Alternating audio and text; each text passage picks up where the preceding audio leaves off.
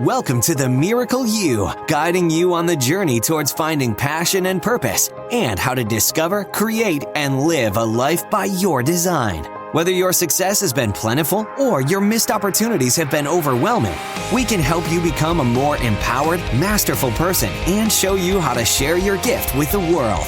It's time to inspire change from within with the host of The Miracle You, Vince Kramer. Hello, imagination. I'm Vince Kramer, your host, and welcome to The Miracle You, where you learn about the magic of living your life by finding the example in real life. Welcome. As I shared with you a couple podcasts ago, we want to change up the format of The Miracle You a little bit and start bringing some more information to you to help you understand how life really works, how you're creating your own life, and what you can do to take it to a next step, to help you understand concepts that are being shared out there that might not necessarily be explained. Things like the present moment, the observer of your life. We really want to increase your awareness to help you raise your level of awareness or raise your level of consciousness so you understand how you're creating life day to day and how to really begin to create the life that you deserve, to create the life of your birthright. So it's a pleasure for me to bring this awakening series to you. And it's even more of a pleasure that Mary and I will be talking to you on the podcast together over this series and really bringing some of our experiences, bringing some of our understandings to you in a way that we hope will really bring a light to your path, to your journey. And we really encourage you that if you've got any questions through this series or any of the podcasts, to please send them to vince@imaginemiracles.com so we can put together the answers and we can get the answers to you to help you understand what we're sharing even a little bit more. So with no further words needed, here we go. Welcome to the Awakening series. Hello, everyone. I'm really excited as we start to move into a place where we share more about the information that Imagine Miracles brings and more about how you can find the miracle you in your day-to-day life, in who you are, where you are, and what you're all about. Really, truly finding your why. And as I shared with you in the last podcast, we want to get to a place that you understand a little bit more about the energetic world and how things operate and what we haven't been taught in school. It's really about raising your awareness. And some people would call that moving into a higher level of consciousness. It is really just understanding some of the universal laws, understanding about where life presents itself and how life presents itself in being the creator of your own life. So when we talk about waking up, like we did in the last podcast, we're really talking about awakening to this new information, awakening to who you are as an energetic being, who you are as part of this universal energy, and how we can bring that to our lives and how we can bring that to the world. So from time to time, I will be bringing Mary on the podcast with me, and we'll discuss things that we've been discussing in our lives and things that we've learned in our lives, and how that is affecting us, and how we can see it affect you moving forward in discovering your miracle life and living the life that you're designed to live. Mary, can you say hi to the imagination, and what do you think we should discuss today in this Awakening series? I would love to say hi to everyone, and there's something that is really neat and true to me that I'd love to chat about about, which is the observer and the ego. And that's something that Vince has really helped me see and understand a lot more. And I would love for all of you to maybe get a little bit out of this in our conversation today. Well, let's look at it first of all from the science point of view to kind of give people an idea of what the observer is. What quantum physics says is as the observer of the life of your life. So what quantum physics says, as the observer of your life, you're truly the creator of your reality. But the question is, who is the observer? In many podcasts, I've talked about we create with our thoughts and our feelings. And that's really the way that we talk to the universe. That's the way we connect with the unlimited possibilities of the universe. And in that, the observer is really the one that chooses or doesn't choose what thoughts we carry out into the universe, the thoughts that we radiate out. The observer is that part of us that can listen to the voices in our heads, can listen to the voices in our heart, and decide which voices we're going to listen to. I think for me, I've had a lot of experience, all of you out there, when I hear that expression, the voices in your head, what does that mean? And I've spent a lot of time identifying the answer to that. And we've done a lot of work on really understanding that the voices in your head are those voices you hear that doubt you, doubt the people around you. They can be negative, and sometimes they can just be almost neutral or even apathetic, like, I don't care. Or, no, you're not going to do that. And one of the conversations we were having was, what do you do with that information? And how do you make an empowered decision when you're tuned in and able to hear all of these doubtful type voices? And Vince, I'm sure you have something to clarify on that thought. Well, like you said, Mary, the voices in our head are loud and they're almost constant for most of us.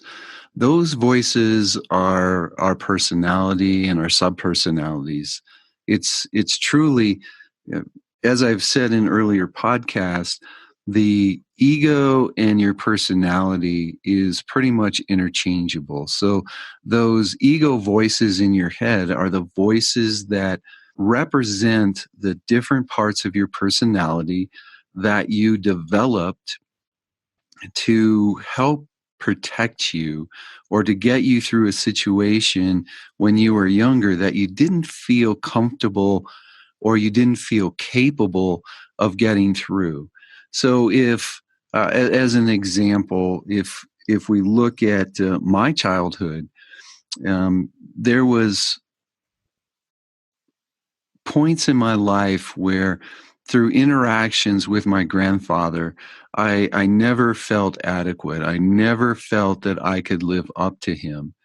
And what I did was I developed a subpersonality that protected me from people who expected so much of me. And that personality was really almost part of the critic in me. So that personality that I developed actually pushed me harder. It told me where I wasn't living up to what I should be living up to because my grandfather had such high expectations.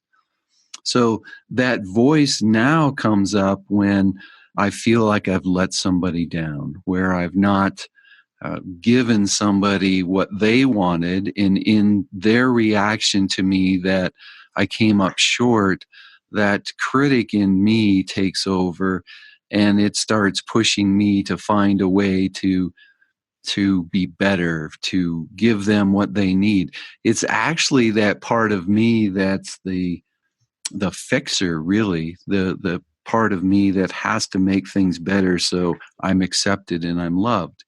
So those are the kind of voices, Mary, that we hear in our heads all the time.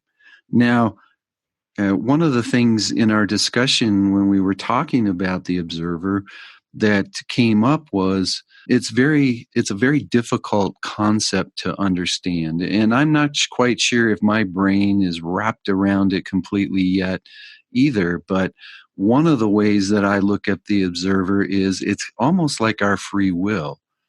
That part of us that has the ability to choose between that empowering voice that's in our head or those disempowering voices that are coming from the ego in its desire to protect us.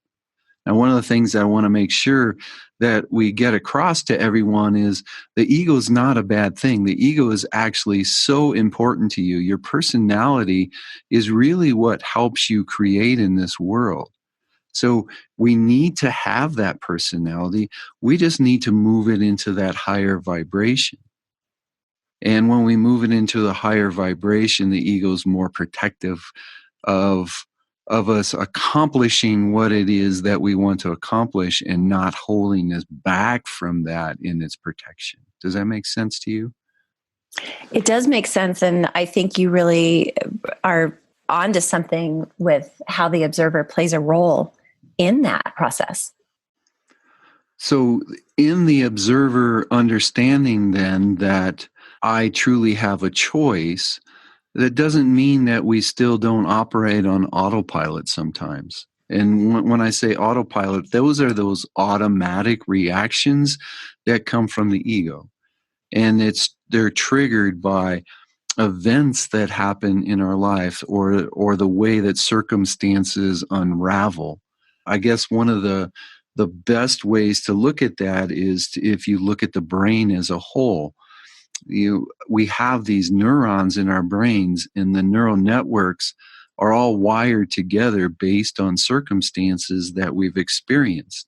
It puts things together, and as each one of those neurons wire together, those circumstances become really automatic reactions if we don't live in the moment. And that's something that I'm not too excited about or haven't been too excited about in the past because living in the moment became a cliche to me and I really didn't understand it. But really, when we say living in the moment, it's just let's say the observer being aware of what's going on in your life at that time and using free will to decide what your thoughts are going to be, decide where your feelings and your thoughts come together. And that, I think that's really brings it to a semi-basic level, but I realize that it's such a new concept, and that's why we're bringing these new awarenesses to the world. Yeah, I'd like to share. I had an experience yesterday where I was very, very upset about something that was unrelated to Vince. And I had to actually stay present. I think this is a pertinent story because what I didn't want to do was project my frustration, my disappointment, my hurt on him. And I'm wondering, Vince, if you think that making that decision in that moment that I am going to re-engage in day-to-day life in that moment and not project all of my emotions on Vince, even though it would have been wonderful to have had the experience of letting all my ick out and letting someone tell me it's going to be okay.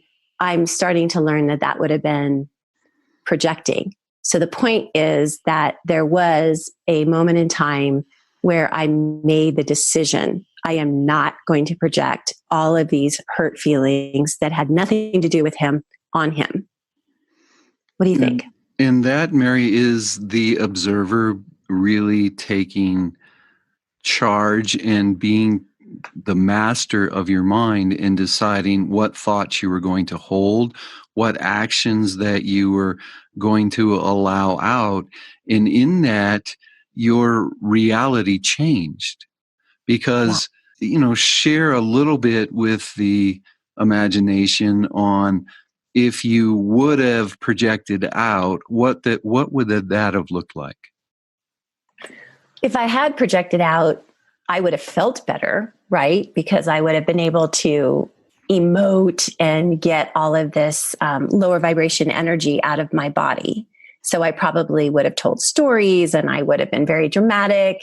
And I probably ultimately would have figured out a way to either get Vince to make me feel better by taking his energy that way, or I would have figured out a way to get him mad so I could stay mad, with the goal of, either I feel better now and I can calm down, or, see, I am not safe because he got mad at me too. And now I'm feeling even more of the same emotions that someone else had made me feel. So that's a perfect example, Mary, of how your reality is really chosen by the observer, how you look at life, what's your perception of the situation. So let's take the second example that you shared with us there. So in you pushing to a place where I allowed my vibration to lower, and maybe I snapped out in protection, or I went into that automatic reaction because my ego wanted to protect me from being attacked. In that place right there, our reality could have been pretty ugly. There probably would have been an argument. There probably would have been some hurt feelings. We may not even have talked to each other for a little while after that. And that's really not the reality that you would want to create. Exactly. In your observer saying, I don't want to have those thoughts. I don't want to go to that place. I want to look at my situation right now, and I want to deal with the situation that I'm feeling, the hurt that I'm feeling, the anger that I'm feeling from the circumstance that you are talking about here. And I want to stay at a higher vibration. I want to experience life in a different way. And in that, then the reality that we co-created was so much more pleasant than it could have been if we got into that place where the two egos were fighting back and forth. So yes, that's a great example of the observer making a decision on what our reality is going to be like through its perception of the circumstances and the situation. Now, one of the most important things about it is the observer is constantly dealing with our belief system and our ego in how we're going to react to a situation.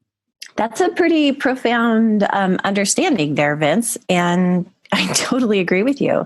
It's definitely, I mean, I'm sure you want to talk about the belief system part of it, but it certainly is about being aware in the moment before you make that choice to either raise your own vibration and handle your own emotions, and what caused that. Why was I so upset? What was the undercurrent that made me so upset with this other person? Well, part of the wake up process, Mary, when we talk about wake ups is the fact that, we realize that life can and should look a different way than we're experiencing it. We realize that we do have a birthright to live the life that we're desiring. But on the same note, part of that wake up is just understanding where we are right now. And that's why it's so important. And that's why we bring it to light in our Discover Your Miracle Life programs. Why the very first step is, where are you? Because it's also waking up is bringing an awareness to how you're living life right now and where that is all coming from. So we discussed a little bit that our ego is formed as a young child, mostly because there are situations in our lives that we didn't know how to deal with. So we created a personality to deal with that for us. But also as a young child, we developed a belief system based on our experiences around us. And one of the things that I really like to share in our programs is the fact that most of our beliefs, pretty much all of our beliefs that we're living by day to day right now, were formed before were 7 years old. And in that time frame, really 7 years old is where our reasoning part of our brain started to develop. So we looked at life from a situation where we didn't even have the physical capabilities in our brain to reason out the circumstances and to look at what was happening to us in our lives and really make a decision based on the fact, does that make any sense or not? When we had something happen in our lives, it was happening to us. And because as 2, 3, 4, 5-year-olds, we are the center of our universe, everything that happened in our lives was because of us. So a perfect example, if you were around parents who express themselves in loud shouting voices and they got angry because their egos were triggered and they were yelling and screaming at each other, and because of that they were angry and they didn't treat you as a young child as well as they should have, you take that as there's something wrong with you. It's not because they're angry at each other, because you can't reason out that it was them that they were angry at. It was obviously you, and there's something wrong with you, and you take on that burden of there's something wrong with you, and then you develop a belief system in that. And now when things happen in your life, as you get older and older and older, when somebody gets angry, it's obviously something that you did. There's something wrong there. So that's why it's so important to develop the awareness that we started talking about early in this podcast of where you are right now. What is your belief system? What did you develop as a child is kind of your operating set, kind of your operating system, just like a computer. And then also, where are the personalities that you develop to protect yourself? Because those are the two areas that really affect how you look at life if the observer doesn't look at it from a higher vibrational aspect. Did that make sense? Is there anything there that you think I should clarify? No, I think it's just such a huge concept, Vince. I mean, I'm sitting here, we talk about this stuff all the time, and I was listening to you with new ears and, just thinking about how lots of times I'm probably living my life as a 7-year-old or a 13-year-old or a 30-year-old. And I'm far from those ages now, but I still have that automatic response of that even 30-year-old. And I do think maybe you could mention a little bit about the observer, how the observer chooses the higher vibration. What does that mean?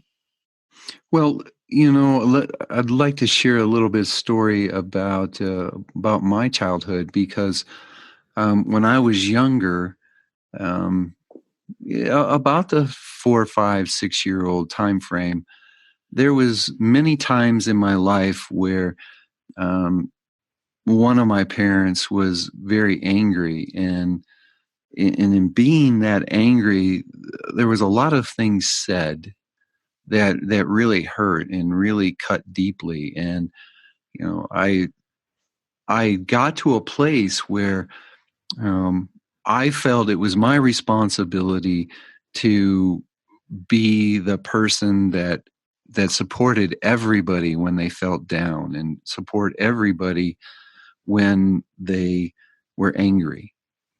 And that belief system is still a very big part of me, and it's something that I'm working to reframe. So some of our beliefs are so ingrained in us and so deep that they take a while to reframe. But every single one of them, we can look at our beliefs, because there isn't any belief that you have that's real. It's just a perception. And then through the law of attraction, you created proof that that belief was true.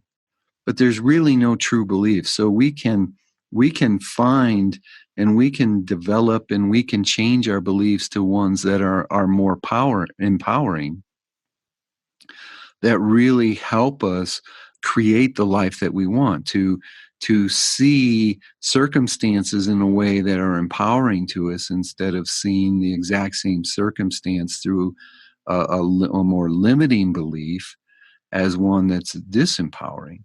So how the observer, if we allow I guess if the observer takes control, if you will, and I know control is a very touchy word to use, but if the observer starts mastering our thoughts and choosing the thoughts that are most empowering to us, then it's choosing ones that keep us from feeling like we're being put down, keeps us from feeling like they're bringing out the emotions of anger, despair, fear.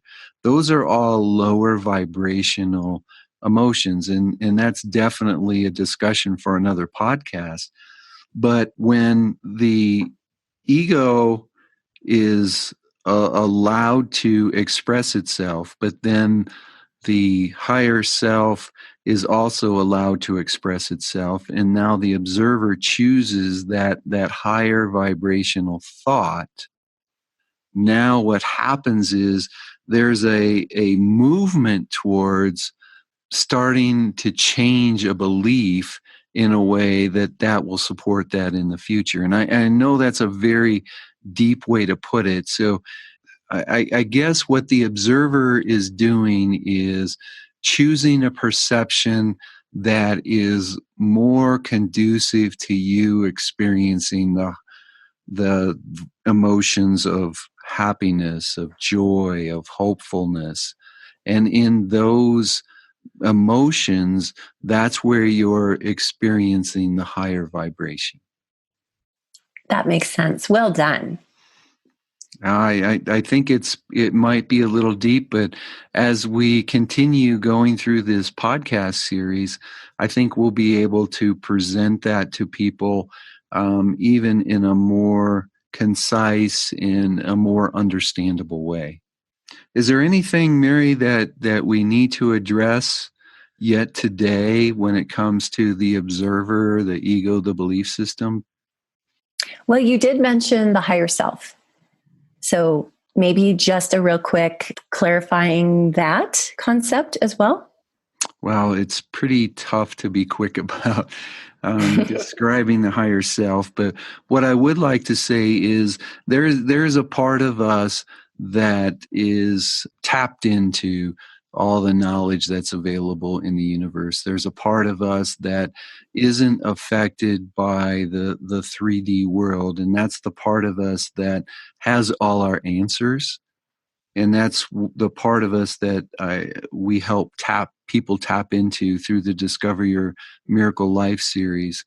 And that's the part of us that's leading us down our path. That's the part of us, as I said, that has all the answers to where do we go from here? What's the best direction? How do we experience things in our lives so we can uncover our talents and gifts? So that's the part of us that some people call the soul. That's the part of us that some people call the non-physical. Abraham, through Esther Hicks, used to address the non-physical and the physical part of us, and that non-physical part of us is what I'm calling the higher self. And I think it would be really fun in future podcasts to talk about how to speak to the higher self or listen, as today we're talking about listening to the observer and listening to the ego. So we'll put that on our list of one of the Awakening podcast series to come on how to at least listen to the voices, or at least hear the voices and understand which voices are talking to you. Sounds good to me. Well, I think we've given everybody a lot to think about, a lot to absorb. We would sure love to hear your questions. If you have any questions, just send them to vince@imaginemiracles.com, and I will put together the most asked questions, and we'll do a podcast on that also. For those of you, say again, Mary? I said, I look forward to that. I love to hear people's questions, and I think you have a real talent at answering them on a very personal and I want to say acute. I don't know if that's the right word, but you do have a talent for answering people's questions. So I hope people will write in. Well, I appreciate that very much, and I do enjoy answering people's questions.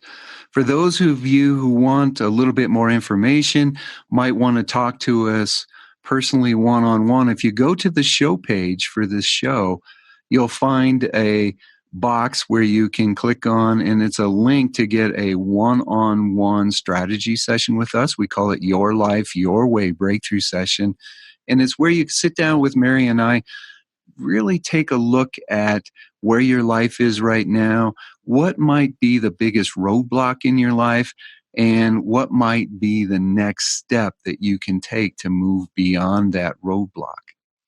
And all of us in Imagine Miracles want to help you find the real you. We want you to be able to bring all of you to the world because the world needs you. There's also an opportunity for a couple free downloads, and there's also one more opportunity that we really want to encourage you to take advantage of. Mary and I have a community called the Imagination Miracles Community, and we have a membership site where there is a basic level membership where you can download a lot of information from the Imagine Miracles team, the things that we use in our programs, and we think they'll be very beneficial to you in taking that next step in awareness, in opening your mind and opening your heart. So on behalf of Mary and myself, we want to wish you a very miracle day. You've completed this episode of The Miracle You, but we have plenty more to help you discover your own personal passion and purpose. Head over to themiracleyou.com for free resources to assist you on your journey, as well as register for our free webinar, Discover Your Miracle Life, 3 mind awakening steps toward your unique purpose, or apply for a one-on-one Your Life, Your Way breakthrough session and discover your next best step on your journey. All available exclusively on our website. That's themiracleyou.com. We look forward to sharing more experiences of passion, purpose, and life by design next time, right here on The Miracle You.